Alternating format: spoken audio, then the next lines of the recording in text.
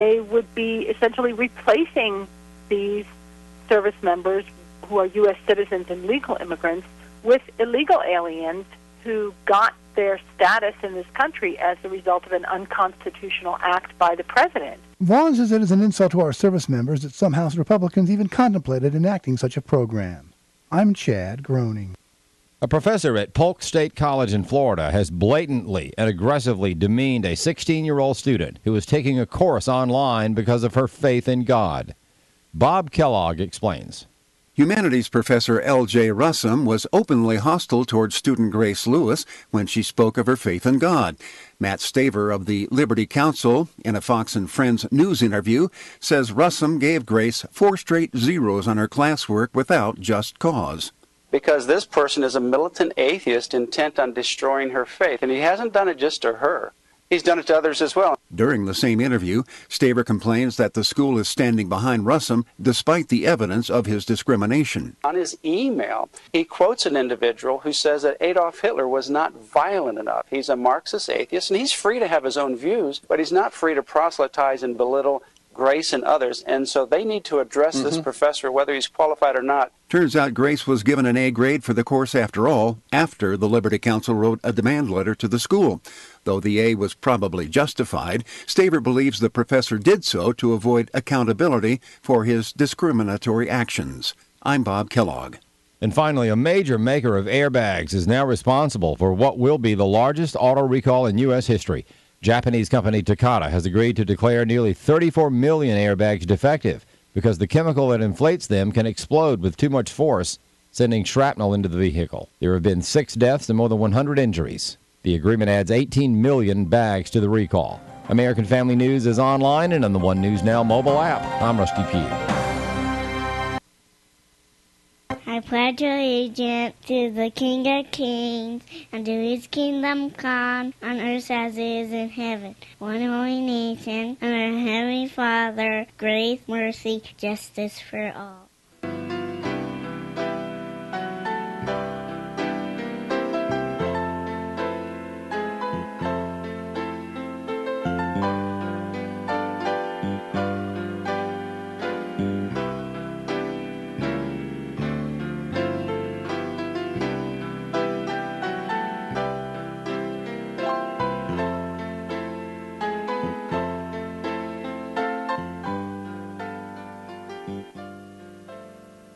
My name's Tom Press, and I'll be your host for the next hour. You're listening to FirstAmendmentRadio.com. Thanks for tuning in, everyone. Yesterday, we began Lecture 4 in this current book we're reading here on Inquisition Update, Romanism and the Reformation by H. Grattan Guinness. Henry Grattan Guinness, one of the best Protestant lecturers of the 19th century, restoring knowledge that has been lost in our generation. Yesterday we began Lecture 4, entitled John's Foreview of Romanism, the Apostle or Revelator John's Foreview of Romanism. And we didn't get very far into it before we ran out of time, so I'm going to retreat back to the beginning of the chapter, just a few paragraphs, and begin afresh. By the way, if you'd like to read along, the book is online. It's free. Just go to archive.org and rather just go to the Google search engine or any other search engine and type in the title, Romanism and the Reformation, and out of the selections there, pick the one from the University of Toronto. That's the one in which we're reading, and the book will open. You can bring it up in full screen and follow along. We're currently on page 138 in the book, 138. Lecture 4, John's Foreview of Romanism. He says, in the 3 preceding lectures, we considered first the political character and relations of Romanism as prefigured in the prophecies of Daniel, and next, its ecclesiastical character and relations as predicted in the epistles of Paul. We have now to consider the combination of these 2 aspects, or the political ecclesiastical character of Romanism as presented in the prophecies of John. We're going to talk about the politics and the church or ecclesiastical aspects. Remember, Rome is a church state. It's not just a church. It's a secular governing institution, claiming global jurisdiction. Okay, every government of the world is first subject to the political power of Rome, the political power of the papacy. Now, continuing, he says, the apocalypse, or the revelation of Jesus Christ, is an advance on all other prophecies. It gives the complete story of Christ's kingdom, exhibiting it from both an external and an internal point of view, and unveiling its political as well as its ecclesiastical history. In its faithful reflection of the future, it gives central prominence to the Roman power and apostasy.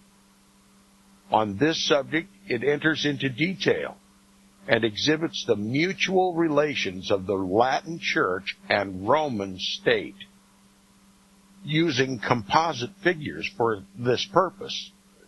Figures, one part of which represent the political aspect of Romanism as a temporal government, and the other is its religious aspects as an ecclesiastical system. Two great foreviews of Romanism are given in the Apocalypse, that concerning its rise and reign in chapter 13, and that relating to its decline and fall in chapters 17 through 19. Both of these prophecies are double. The first is the prophecy of the beast and of the false prophet. The second is that of the beast and the harlot. The false prophet acts for the beast. The harlot rides upon the beast. In each case, there are two powers, perfectly distinct yet closely connected.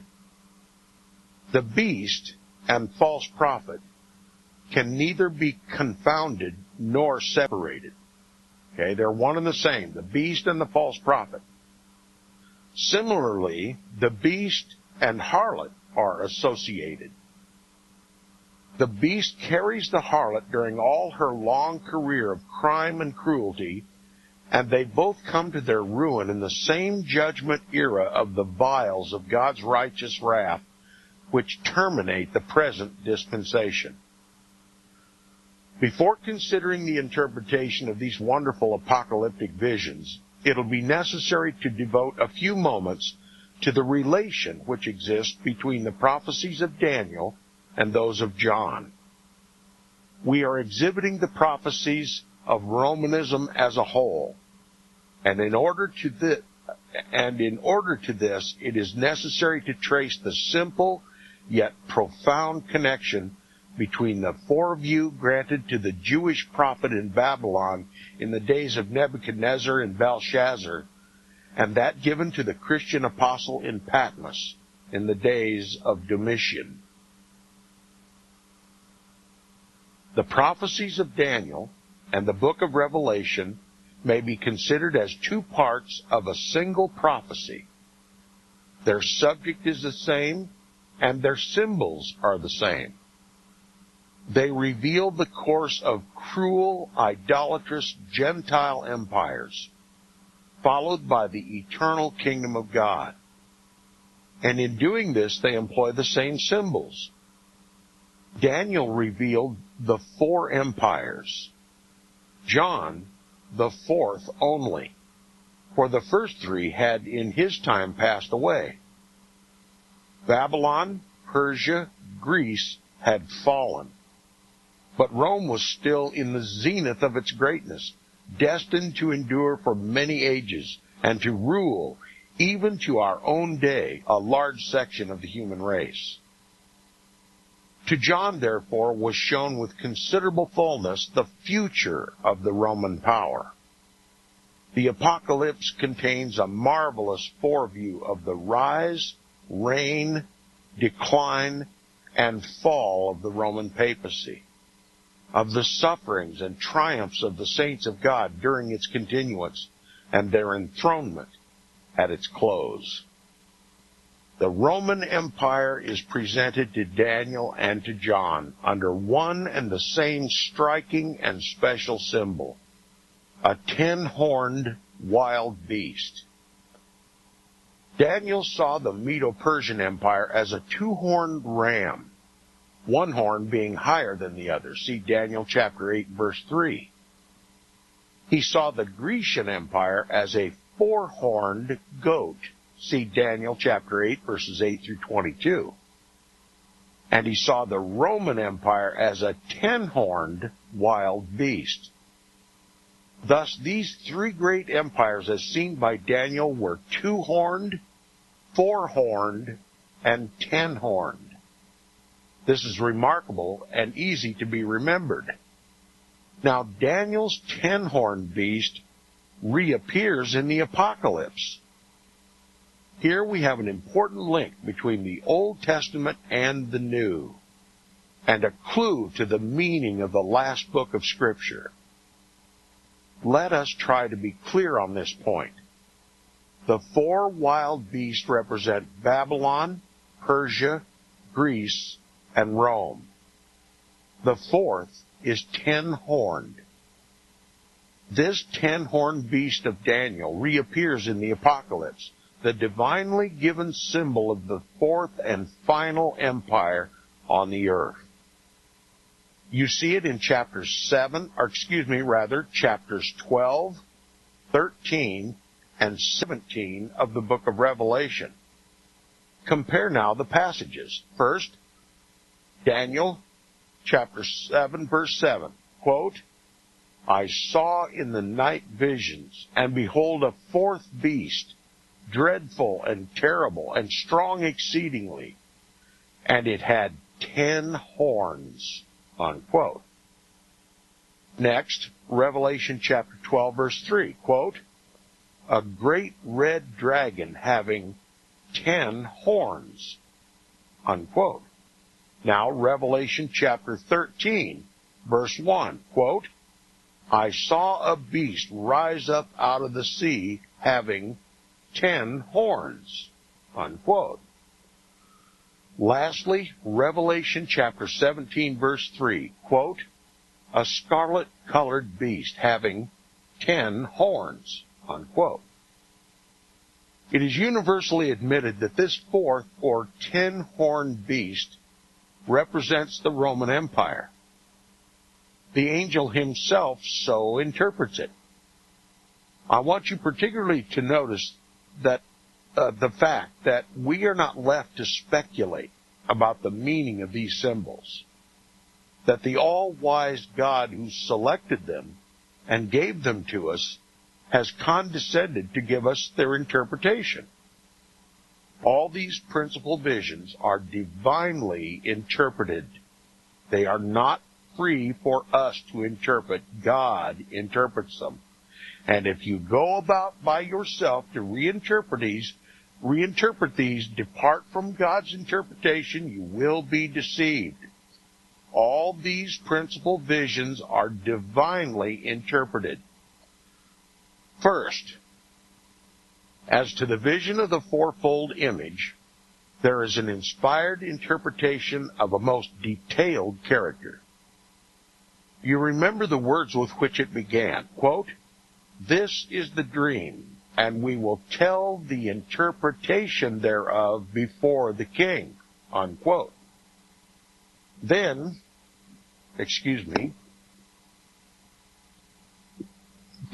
in the vision of the 4 wild beasts, there is the interpretation beginning thus, quote, so he told me and made me to know the interpretation of the things, unquote. So with the vision of the 2nd and 3rd empires in Daniel chapter 8, there is the interpretation. Daniel says, quote, I heard a man's voice, which called and said, Gabriel, make this man to understand the vision, unquote, and so forth. The same method is followed in the Apocalypse. The opening vision of the 7 candlesticks is interpreted. You remember the words, quote, "The 7 candlesticks which thou sawest are the 7 churches," unquote. And similarly, the vision of the woman seated on the 7-headed, 10-horned beast in chapter 17 is interpreted. Every part of it is interpreted. Observe the angel's words, quote, "I will tell thee the mystery of the woman and of the beast that carries her, which hath the 7 heads and 10 horns," unquote. Mark in your Bibles, if you will, these 4 sentences in the angelic interpretation.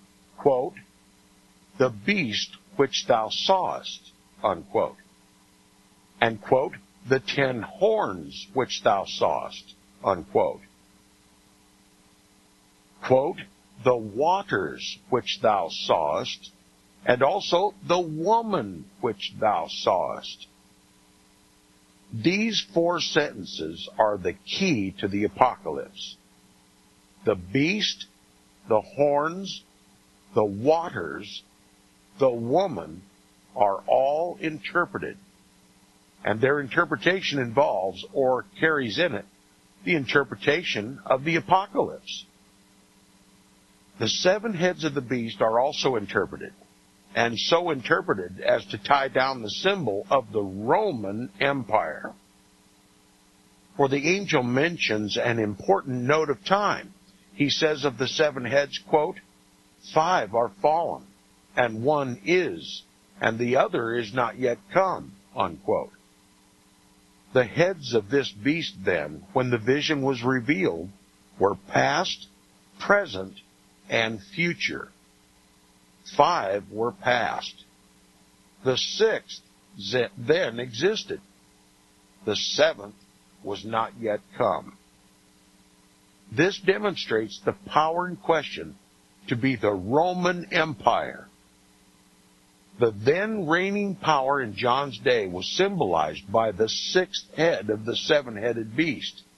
This is certain. And the then reigning power was that of the Caesars of pagan Rome. This is equally certain.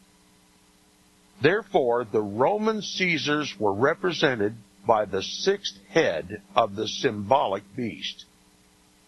Now, to make assurance doubly sure, mark the closing sentence in the angelic interpretation. Quote, "The woman which thou sawest is that great city which reigneth over the kings of the earth," unquote. Note the words, quote, "which reigneth," unquote, or as it is in Latin, and then he gives the Latin words. I'll attempt it. "Quae habet regnum."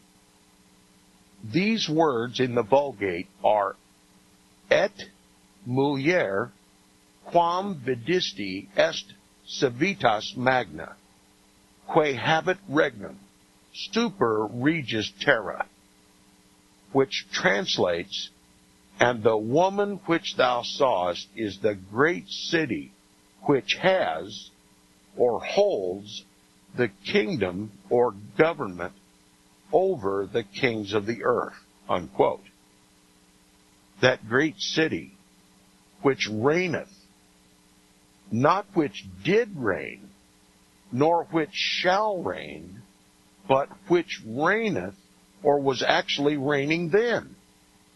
What great city was reigning then over the kings of the earth? Rome, and none other. Rome, then, is the power which is signified. We have now got the key to the Apocalypse. We are no longer lost in a crowd of interpreted symbols. The beasts of Daniel and John are empires. The 10-horned beast is the Roman power, the Roman Empire. This beast appears 3 times in the Apocalypse. It is expounded by the angel.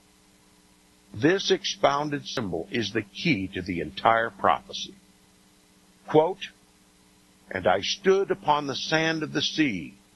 and saw a beast rise up out of the sea, having 7 heads and 10 horns, and upon his horns 10 crowns, and upon his heads the name of blasphemy. And the beast which I saw was like unto a leopard, and his feet were as the feet of a bear, and his mouth as the mouth of a lion. And the dragon gave him his power and his seat and great authority.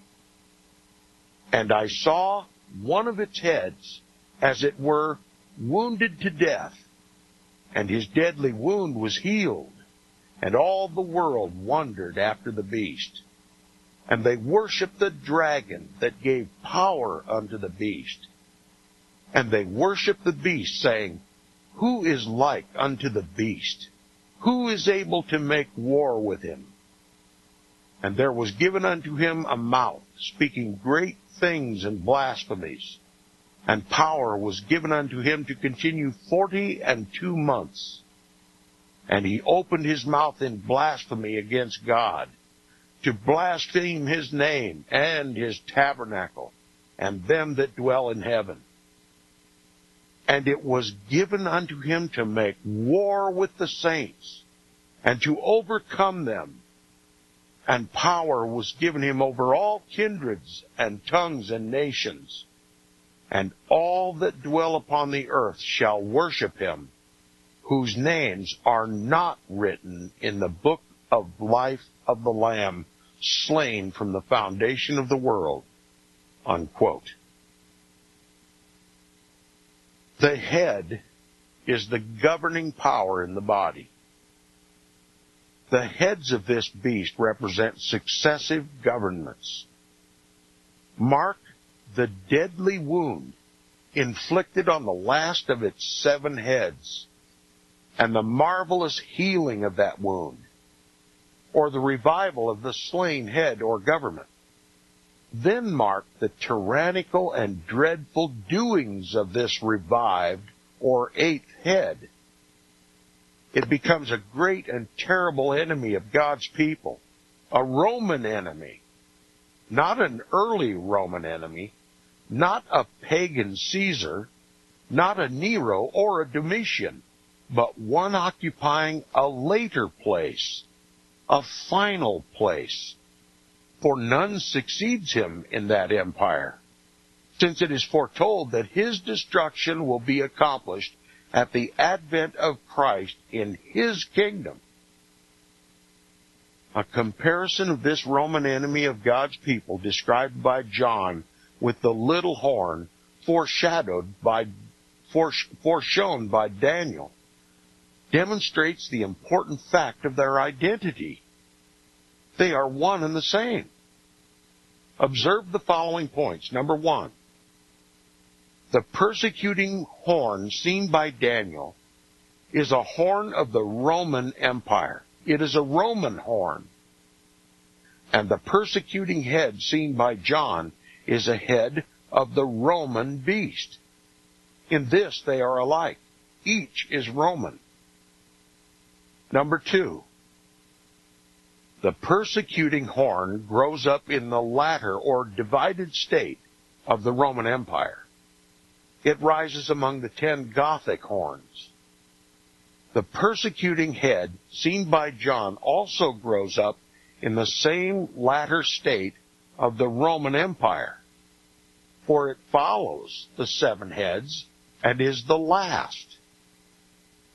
The 6th was said by the angel to be in existence in John's time, and the 7th was to last only a short season, be wounded to death, and then revived in a new and final and peculiarly tyrannical and persecuting form.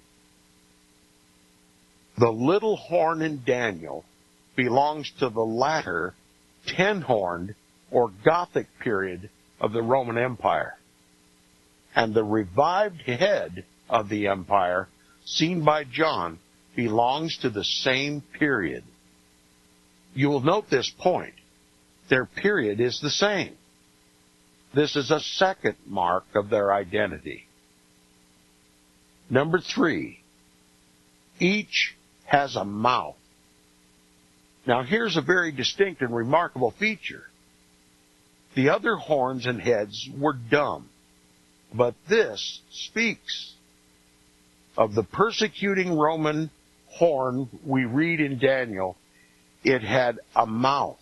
And of the persecuting Roman head we read in John, quote, there was given unto him a mouth, unquote.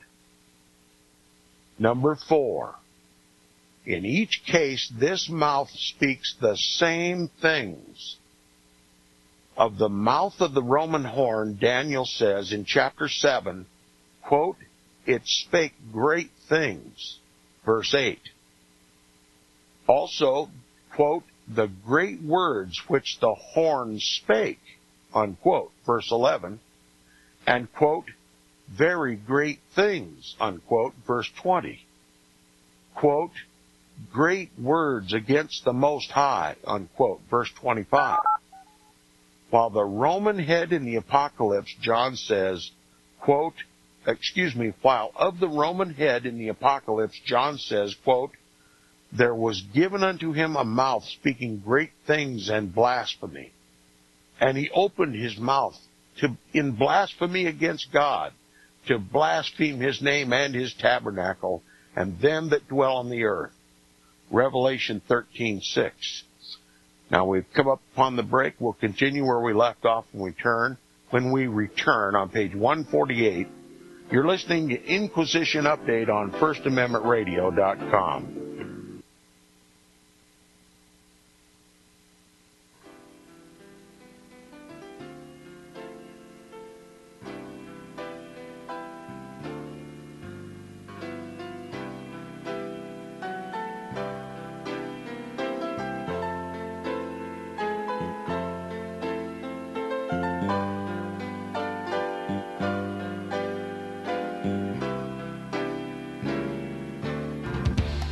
Hear it first on FirstAmendmentRadio.com and FirstAmendmentRadio.net.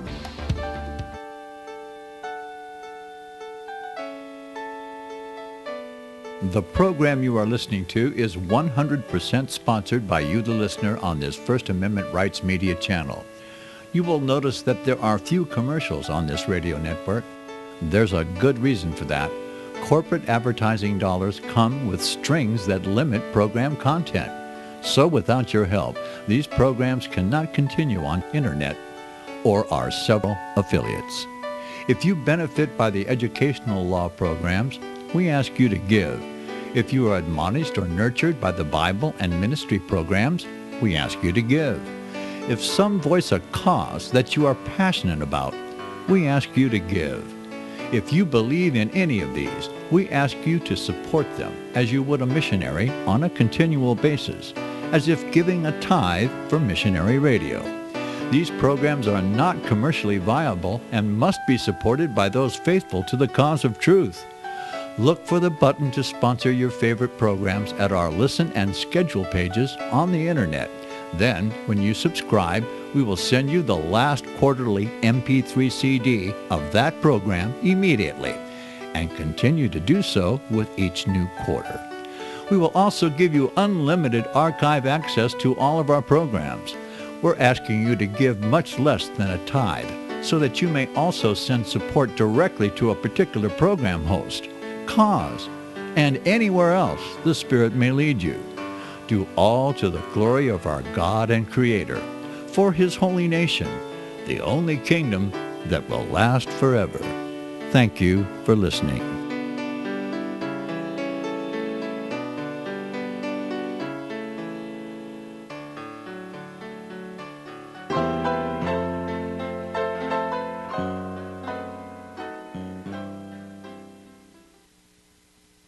Okay, welcome back from the break. You're listening to the second half hour of Inquisition Update on First Amendment Radio. As always, if you'd like to support this ministry and keep this message on the air, please support First Amendment Radio, who sponsors the program. Now, because of the break, and to make sure that there's no confusion, since this information is so important, I will retreat to the beginning of this fourth description this fourth point that Henry Grattan Guinness gives us. But before I do, I want to ask the listeners, this is the information that is no longer discussed in the churches today. And if it is, not with nearly as much clarity or credibility. And this is the information that the current Pope Francis I would like to see us all forget. Has he not said, let's forget the things that divide us and think about those things that unite us Catholics and you Protestants? These are the very things that Pope Francis I would love to forget, but history cannot forget. The Scriptures cannot forget. And they are our responsibility to know and to refresh and to restore in God's house. Because God speaks of them. We are accountable to what is written in the Bible. The prophecies of the Bible are vital to our understanding. And the prophecies of the Bible are only fulfilled as they are seen fulfilled in history. H. Grattan Guinness is restoring both the Scripture and the fulfillment, the prophecies and the fulfillment.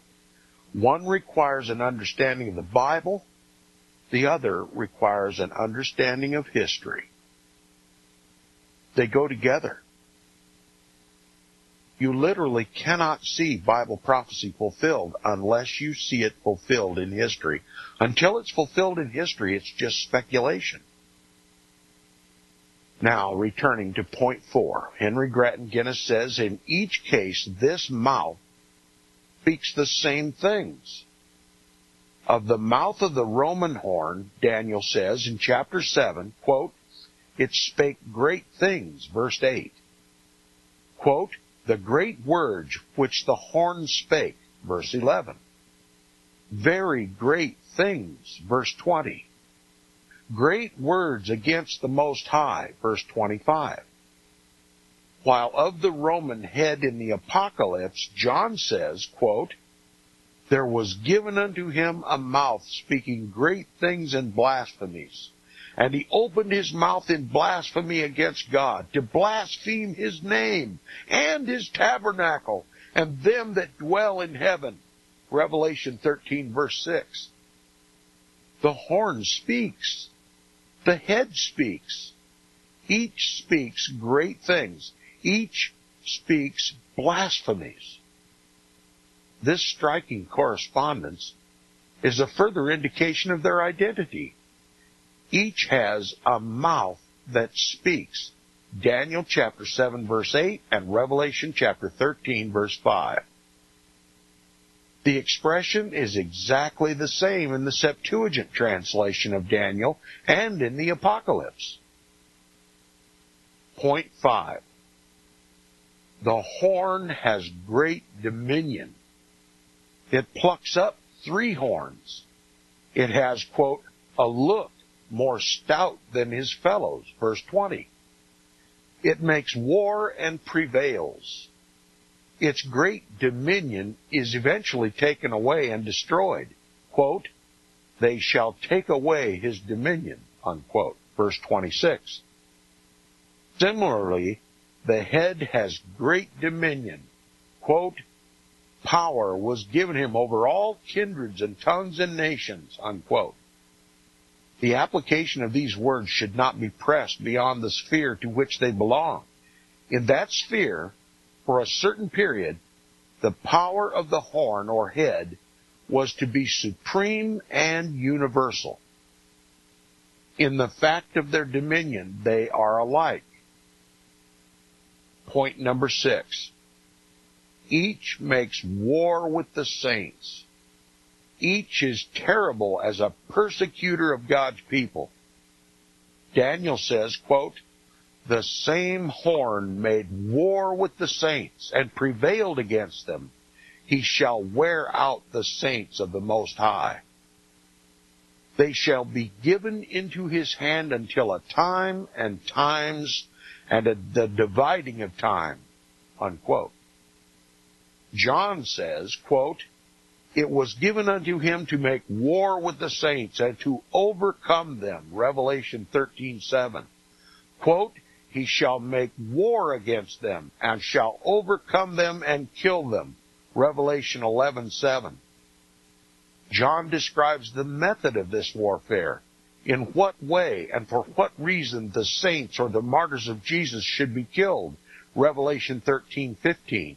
And it is of these martyrs the voice from heaven says, quote, blessed are the dead which die in the Lord from henceforth. Yea, saith the Spirit, that they may rest from their labors, and their works do follow them. Revelation 14, verse 13. In their persecution of the saints, Daniel's horn and John's revived head are alike. Point number 7. The duration of each is the same. This, too, is a noteworthy feature. The duration of the persecuting horn is mystically stated in Daniel is time, times, and the dividing of time, or 3 1/2 times. See Daniel chapter 7, verse 25. And the duration of the persecuting head in the Apocalypse is stated to be 42 months. Quote, power was given unto him to continue 42 months. Revelation 13, verse 5. And these are the same period. This will appear for a comparison of the 7 passages in which this period occurs in Daniel and in the Apocalypse. In these it is called 1260 days, 42 months, and 3 1/2 times. Now, 1260 days are 42 months, and 42 months are 3 1/2 years. What these symbolic periods represent is another question. Our point here is their identity. The persecuting horn and persecuting head are exactly the same in their duration. This is another proof of the sameness of the reality they represent. Point number 8.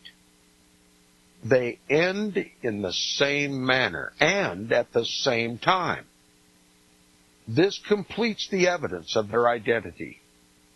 The persecuting horn is slain by the Ancient of Days, revealed in judgment, and the glory of his kingdom. See Daniel chapter 7, verses 9 through 11, and verse 22. The persecuting head is slain by the, quote, King of kings and Lord of lords, unquote, revealed in that judgment in which he treads the winepress of the fierceness of the wrath of Almighty God. The judgment is the same. Revelation 19, verse 11 and 20. The little horn and revived head then are alike in place, time, character, authority, persecuting action, duration, and doom.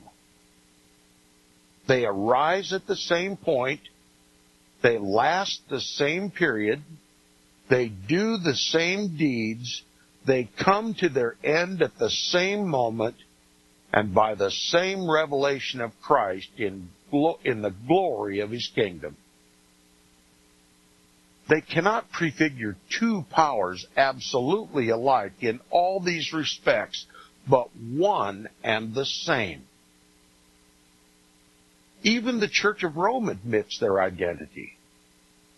It teaches that both are symbols of the same great persecuting power. The way is now clear to consider the interpretation of this prophecy. It is indeed determined already by this very identification. The little horn of Daniel prefigures, as we've proved before, the papacy of Rome. So then does this revived head. We will examine briefly the evidences which sustain this conclusion, but as we've already sketched the history, we need not dwell at any length on the different points. We will take the prophetic features in the order in which we have already presented them, considering first the facts relating to the rise, then those concerning the reign of the power in question. First, then, is to its rise. The predicted head rises from the Roman Empire. It is therefore Roman. So is the papacy. We have called the system which owns the Pope as head Romanism, because its seat is the seven-hilled city, Rome. Secondly, the predicted persecuting power grows up in the second stage of Roman history. It is the seventh or the last head of the old empire revived. Now this is the exact position of the papacy. The papacy belongs to the second or the Christian stage of the Roman Empire. It grew up among its Gothic horns or kingdoms. It was the revival of a power which had been slain. When the pagan empire was overthrown, the papal rose in its place. First, the Caesars ruled in Rome, then the popes. The Goths overthrew the Roman Empire in the 5th century. Romulus Augustulus abdicated the imperial dignity in AD 476. This was the deadly wound of the seventh head. From that date, the papacy grew with freedom, grew up among the Gothic horns or kingdoms. Note this feature. The papacy belongs to the second or the Christian stage of the Roman Empire. It was a horn among the Gothic horns. It was a revived head. The power of the Caesars lived again in the universal dominion of the popes. The papacy was small at its beginning, but grew to great dominion. It exercised as wide a sway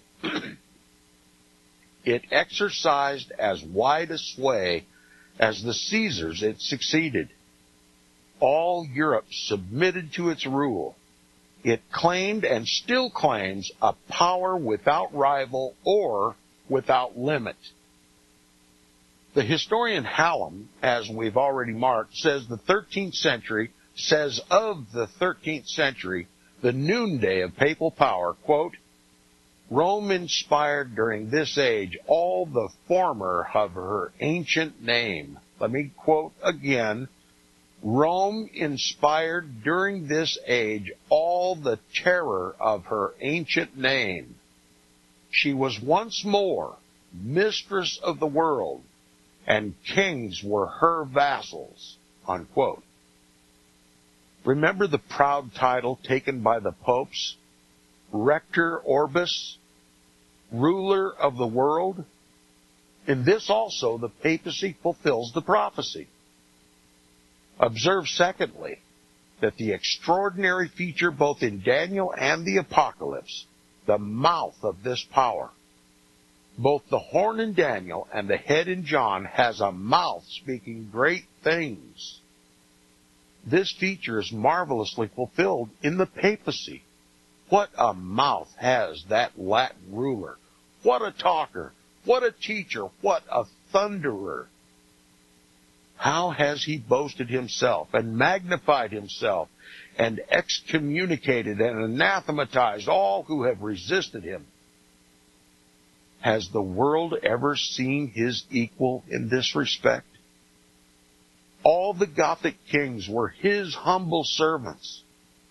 He was by his own account and is the representative of Christ, of God, ruler of the world, armed with all the powers of Christ in heaven, earth, and hell. He is infallible. His decrees are irreformable. A mouth indeed is his, a mouth speaking great things. Notice in the third place, his warring with the saints. In the Apocalypse we read, quote, it was given to him to make war with the saints and to overcome them, unquote. I'll not do more here than remind you of the fact that terribly as the saints suffered under the Caesars of pagan Rome, they suffered far more terribly and far longer under papal Rome. Let the massacres of the Albigenses, the Waldenses, the Hussites, and the Lollards, the massacres in Holland and the Netherlands, the massacre of St. Bartholomew, the massacre in Ireland in 1641, the tortures of the Inquisition, the fires of the stake kindled over and over in every country in Europe. Let these speak and testify to the fulfillment of prophecy. Yes, the papacy has made war with the saints and overcome them and worn them out and would have totally crushed and annihilated them but for the sustaining hand and reviving power of God. In its prolonged, cruel, and universal persecution of the saints, the papacy has fulfilled this solemn prophecy. Notice in the fourth place the predicted duration of this persecuting power. Daniel mysteriously announces its duration as 3.5 times. John as 42 months. The symbolical nature of the prophecy as well as the vastness of the subject forbid us to take these times literally. As the beast is symbolic and its various parts symbolic, so the period of its persecuting head is symbolic. You find this period mentioned 7 times over in Daniel and Revelation and called 1,260 days, 42 months, and also 3.5 times. These are, as we've said, the same period. Calculate for yourself and you'll find it so. Now, both in the law and the prophets, a day is used as a symbol for a year. Moses, Ezekiel, Daniel use it thus. The 70 weeks of Daniel, or 490 days to Messiah, were fulfilled as 490 years. That is, they were fulfilled on the year-day scale. And I don't want to depart from the flow of this man's teaching, but what has he just told you? Listen again. He said the 70 weeks of Daniel, or 490 days to Messiah, were fulfilled as let me read that again. Were fulfilled, that is, were fulfilled as 490 years. What does that tell you, all you futurists out there that predict a future 70th week of Daniel? Listen again to what this Protestant, as did all Protestants in his age and all reformers all the way back to the early church, said the 490 days to Messiah, all 70 weeks, were fulfilled as 490 years. Without even stopping to focus on this point, this author has already told us, without doubt, futurism is a lie. There is no future 7 years of tribulation. There is no future 70th week of Daniel. They were fulfilled completely and perfectly. All 490 years were fulfilled 2,000 years ago, completely and perfectly by the Messiah. So you simply have to conclude that if the churches of the world today are teaching a future 70th week, they are also presenting to you another Christ. It's not the Jesus Christ that fulfilled that prophecy 2,000 years ago. It's one who will come in his own name, one that the Father did not give him, one that he arrogated to himself. And I'll just tell you what it is. The Vicar of Christ. The papacy is preparing the world, and has been for hundreds of years, to reject the fulfillment of the Messiah of Daniel's 70th week, and to prepare you to accept him in his place in the future. Now again, he says the 70 weeks of Daniel, or 490 days to Messiah, were fulfilled as 490 years. That is, they were fulfilled on the year-day scale. On this scale, the 42 months, or 1,260 days, are 1,260 literal years. We ask them, has the papacy endured this period? An examination of the facts of history will show that it has.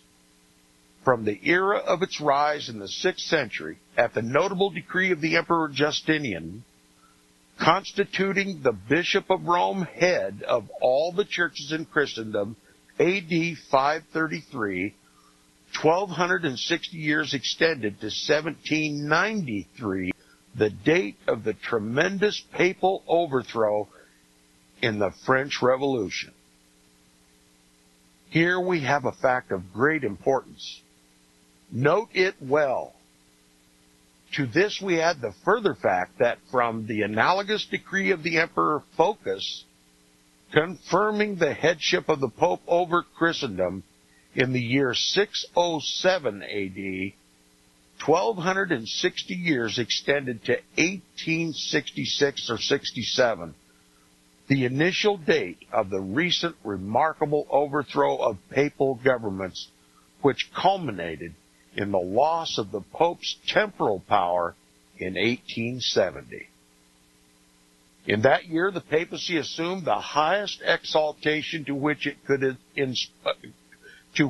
could aspire, that of infallibility, and lost the temporal sovereignty which it had held for more than 1,000 years. Thus, the predicted period has been fulfilled.